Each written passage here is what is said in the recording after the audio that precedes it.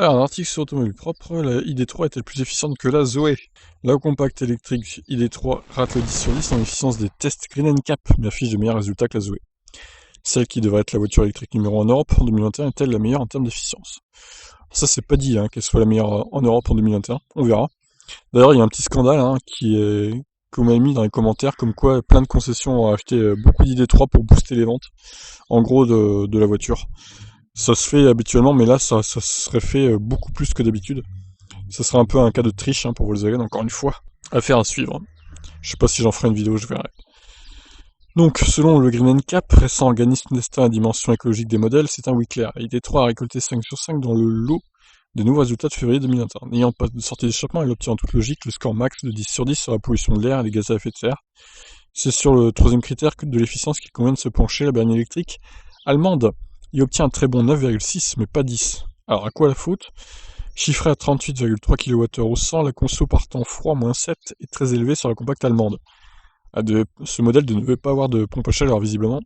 C'est beaucoup plus que les deux autres électriques essayés, la Zoé et le Kona 39, qui ont reçu 10 sur 10. La Zoé, donc 27,7 kWh au 100, et le Kona 39, 29,9 kWh au 100.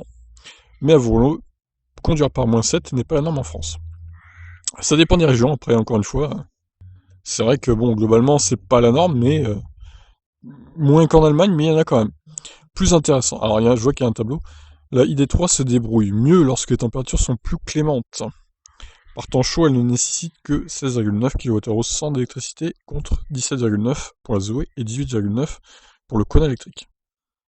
La Voss est encore plus forte sur autoroute à 130, l'allemande n'a besoin que de 23,8 kWh au 100 contre respectivement 29,8. Alors, je sais pas d'où ils sortent leurs chiffres honnêtement, mais ça me paraît bizarre. Moi, j'ai jamais consommé une telle conso avec un Kona 64 qui est plus lourd que le 39 en plus. Alors vous me direz, le poids sur autoroute, bon, ça joue, mais pas trop non plus. À 130 km/h, quand la voiture est lancée, le poids, bon, ça joue pas énormément. Mais bon, voilà, après, je sais pas trop d'où ils sortent leurs chiffres, là. En moyenne, l'ID3 est aussi la meilleure des trois voitures électriques. Elle ne consomme que 18, quasiment 20, du coup, contre 22 pour la Zoé et le Kona. Alors, il y a un tableau récapitulatif, du coup, ça va être plus clair. Donc, très froid, la ID3 est complètement larguée avec un chiffre hallucinant, on va pas se mentir.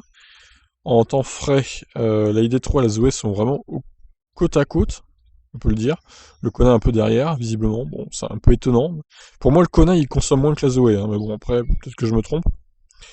Chaud, 16,8 pour ID3, 17,9 pour la Zoé et 18,9 pour le Kona.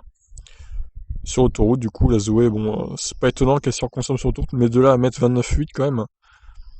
Non mais c'est extraordinaire, elle consommerait plus. Alors, je sais pas où ils ont fait, comment ils ont fait pour le très froid, si c'est sur route ou autoroute.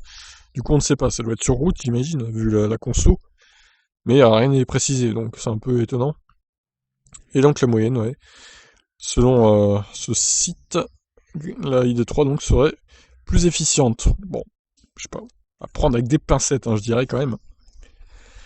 Enfin, la ID3 accuse un retard conséquent, un écart conséquent avec l'autonomie du LTP. La compacte serait capable de parcourir 296 km contre 418 selon le cycle officiel. Avec un écart de 29%, l'ID3 s'en sort moins bien que la Zoé. 318 vs 395, mais mieux que le Kona dont l'écart entre l'autonomie réelle et valeur. Ouah, ça c'est du bullshit. Le Kona il est plus efficient que ça, faut arrêter. Attention, ces mesures réalisées en laboratoire ne peuvent être comparées à des mesures en conditions réelles. D'accord, ils ont réalisé ça en labo, mais what? Superbe. Alors là, c'est vraiment, ça sert à rien, quoi, en fait.